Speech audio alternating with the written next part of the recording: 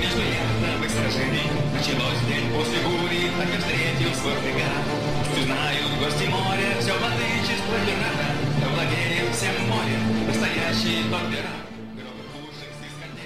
Faut quand même être sacrément fou pour faire ce genre de vidéo. Ouais. Fou ou être vraiment fan de Jack Sparrow. Mais je comprends pas le projet là. Bah je sais pas, peut-être qu'il veut déclarer son amour au film. Non mais le 1 est pas mal, ok. Mais les autres. Oh d'accord, le 1 est très bon, les deux autres sont nuls à chier, c'est sûr, mais... Alexander Pistoletov. Ah tu connais? Non parce qu'on parlait de Pirates des Caraïbes et on dit on est d'accord que le 1 est très bon, mais les deux autres sont pas terribles quoi, vraiment. Le 4 c'est le meilleur les gars. 4? Ah mais c'est vrai, ils ont fait un 4 en plus. Il est bien? Je sais pas regardé. Ah, vous faites une émission de cinéma, vous avez même pas vu le 4? Oh putain. Préparez-vous à une claque cinématographique.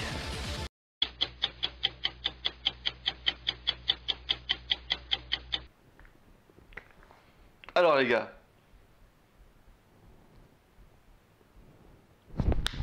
Pourquoi? Tu l'as mérité. Et celle-là aussi?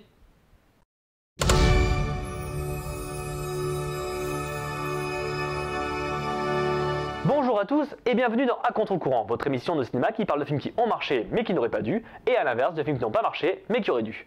Et aujourd'hui, on vous parle de...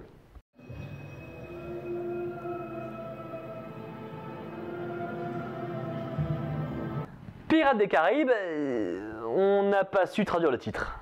Tu sais, je pensais à un truc. Vu que moi j'adorais le film et que vous non, je pourrais faire une sorte de contre-argumentation, tu vois. Ouais, si tu veux, ouais. Parce que tu vois, à un moment... Oui, mais là on n'a pas le temps, on verra plus tard. Je l'adore. Pirates des Caraïbes 4, c'est un film de 2011 réalisé par Rob Marshall avec Johnny Depp, Penelope Cruz, Geoffrey Rush et Ian McShane. C'est un film qui a coûté 250 millions $ de budget et qui en a rapporté 1 milliard 39 571 802. Question critique, il a récolté 2,5 étoiles sur 5, c'est dire si ce film est bon. Le pitch. Ha ha.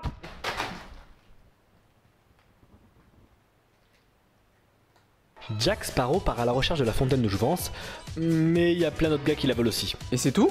Oh, ça suffit amplement. Le film se lance sur le procès de Gibbs, l'ancien compagnon de Jack Sparrow, que l'on croit être Jack Sparrow et qui est jugé par Jack Sparrow, lui-même ayant pris la place du juge. Le tout étant une manœuvre de Jack Sparrow pour faire évader Gibbs, mais le plan échoue et les deux hommes sont arrêtés par les soldats de Londres.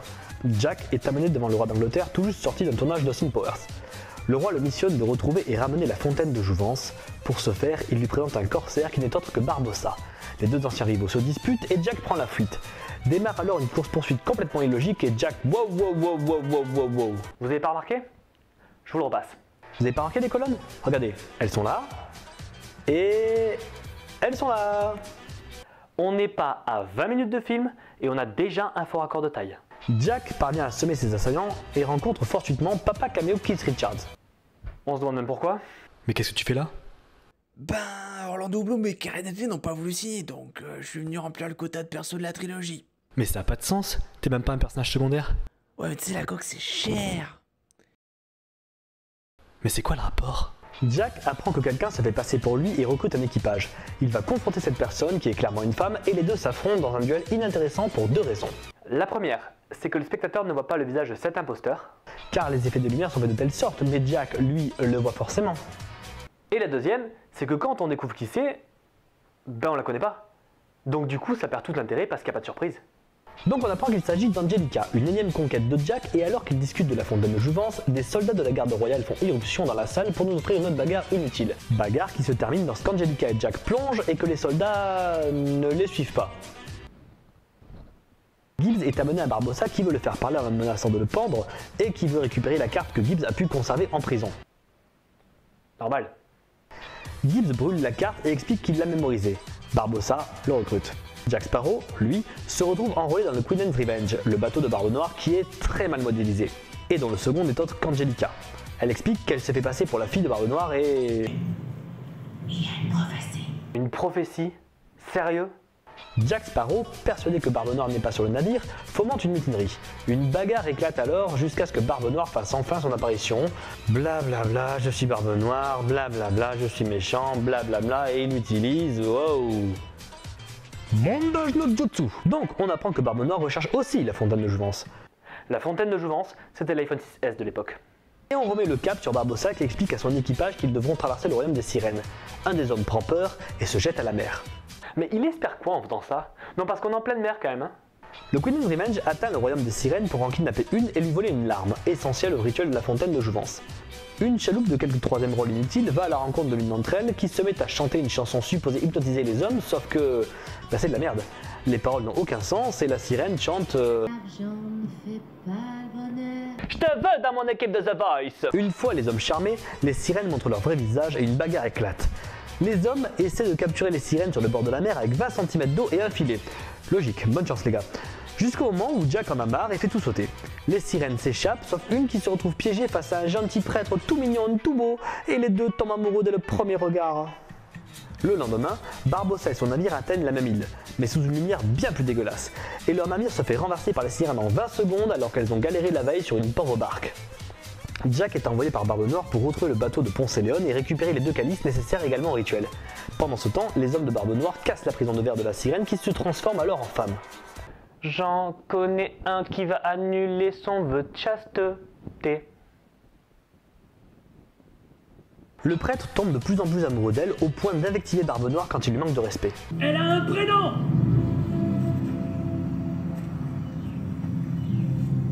Peut-on savoir?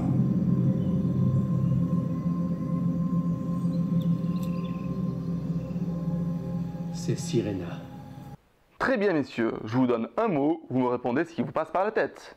Attention, pantalon. C'est la mer Noire. Sirena? Tournevis. La mer Noire. Sirena? Télévision. La mer Noire, hein. Sirena? Et le dernier, sirène. C'est la mer Noire!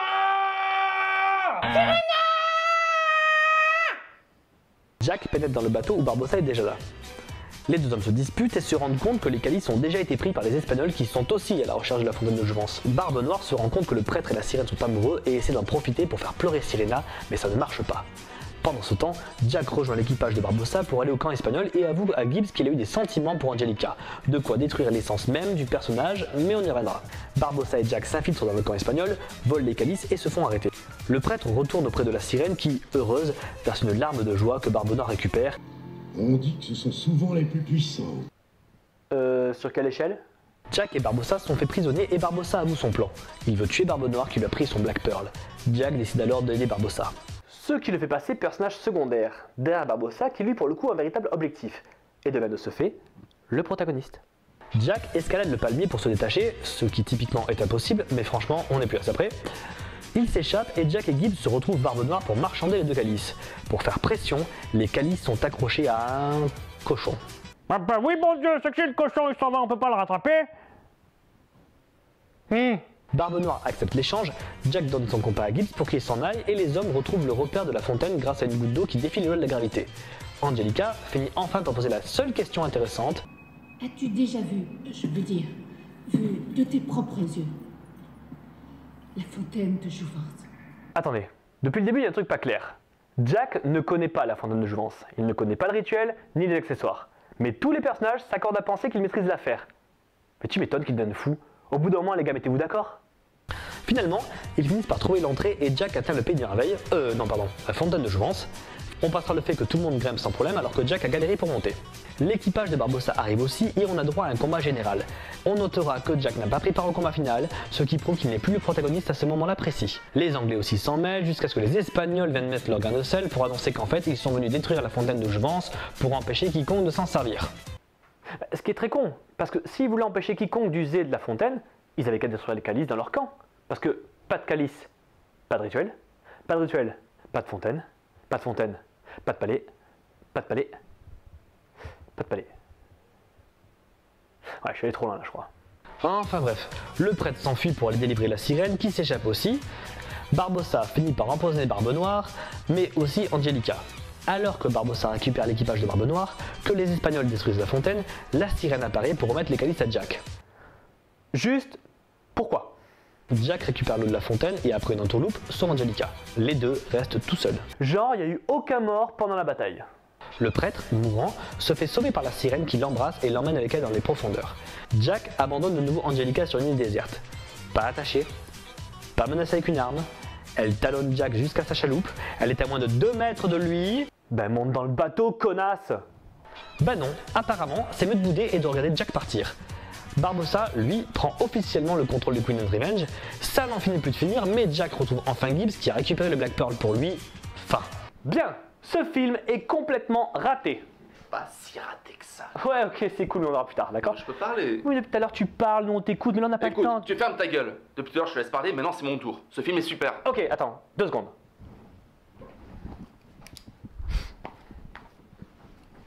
Je t'écoute.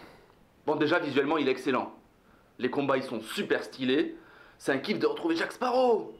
Et puis, Penelope Cruz, elle est trop belle. Elle efface complètement Keira Knightley. Et puis, Barbe Noire en grand méchant, c'est la grande classe. Non, ce film, il est super.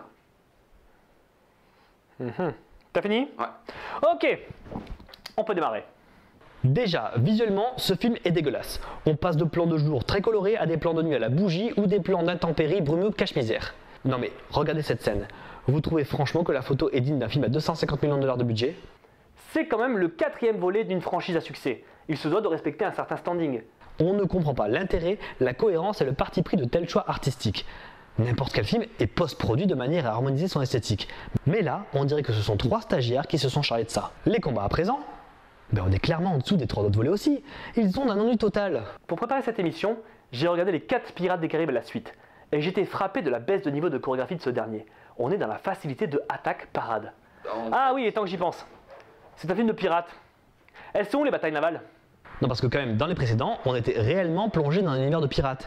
Alors que dans celui-là, on voit beaucoup moins de scènes de bateau et la seule fois où on pourra avoir droit à un affrontement, il se passe ça. L'appareil ne valons même pas le temps qu'il faudrait pour nous couler. Pour moi, c'est un aveu de la production d'abandon de bataille navale. Ensuite, j'ai noté le cas Sparrow. Alors, ça tombe bien, j'ai beaucoup de choses à dire là-dessus.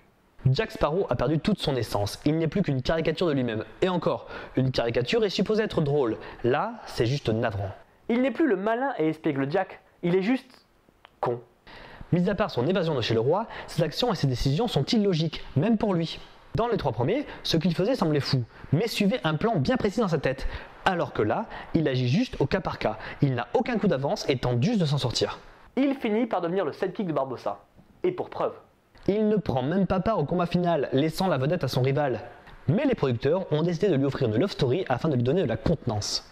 Et c'est là qu'ils ont tué Jack Sparrow, car le capitaine n'a jamais eu qu'un seul amour, la mer.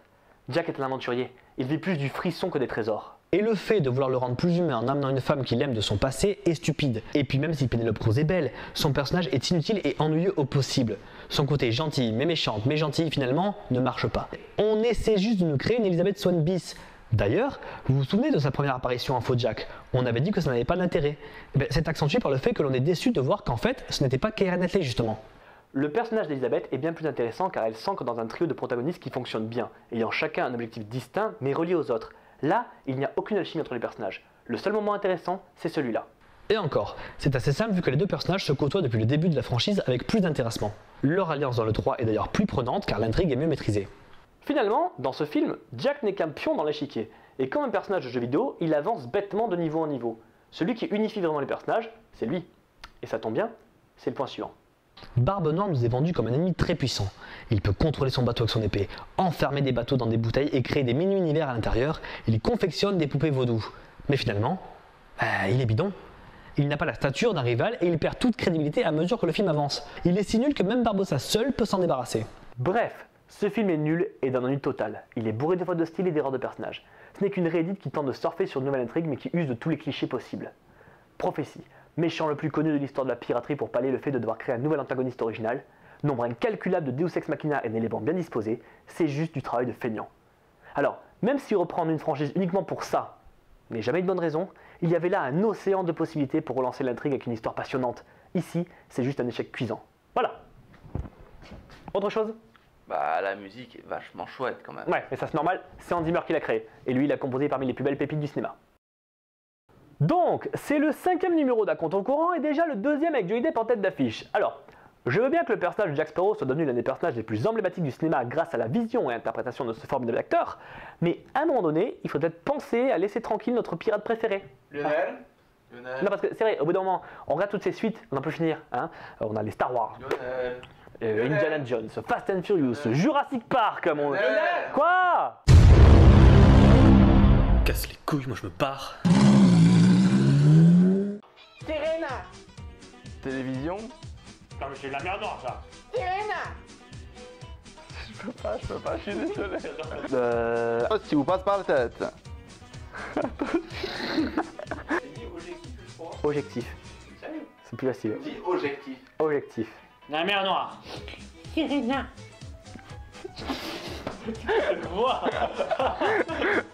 Objectif. Dis-moi objectif. Blablabla. Allez, objectif. Objectif. Sirena. Dritto.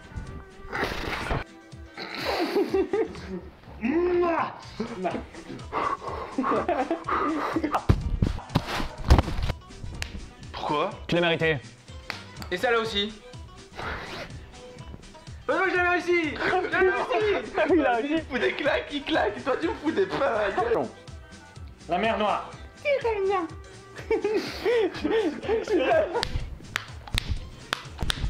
Ah, et autre chose. Sirena. C'est très compliqué à côté. Très bien messieurs, je vous donne un mot, vous me répondez ce qui vous passe par la tête. Attention, pantalon, C'est la mer noire. Sirena. tournevis, La mer noire. Sirena. télévision, La mer noire, hein. Sirena. et le dernier, sirène. C'est la mer noire. Sirena. Coupé, elle est bonne.